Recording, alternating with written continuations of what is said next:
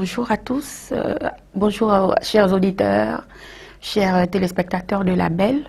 Je suis Josla Sambungu, présidente de l'association Ronde et Jolie du Gabon, dont le but est de regrouper les femmes rondes à pouvoir s'assumer entre elles en tant que femmes rondes.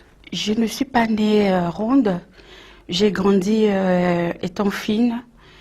J'ai souvent porté du 36. J'étais mannequin, podium. J'ai même été, j'ai fait l'élection. J'ai été Miss Otogoé 2003, finaliste Miss Gabon. Et mes rondeurs viennent suite à ma maternité. Ma prise de poids a été brusque. C'est quelque chose à laquelle je ne m'attendais pas du tout.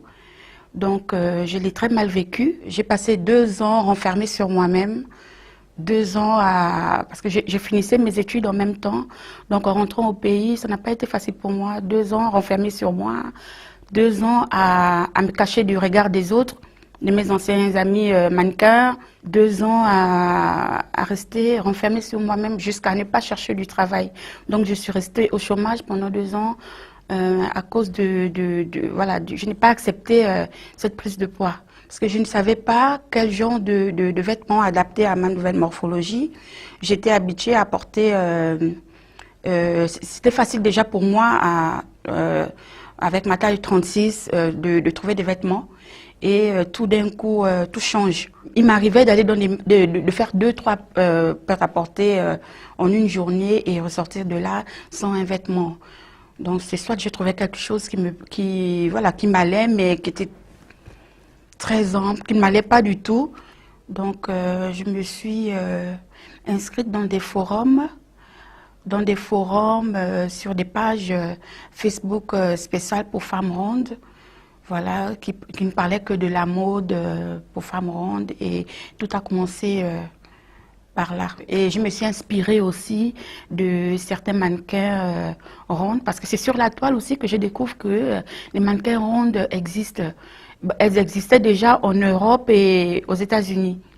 Donc c'est de là que vient mon inspiration de créer aussi l'association Ronde et Jolie. Ben, lorsque je veux porter du pagne, une tenue, lorsque je m'habille en africaine, tout simplement, j'apporte. Il y a des stylistes, il y a des couturiers qui courent très bien les tenues africaines, adaptées à nos mensurations.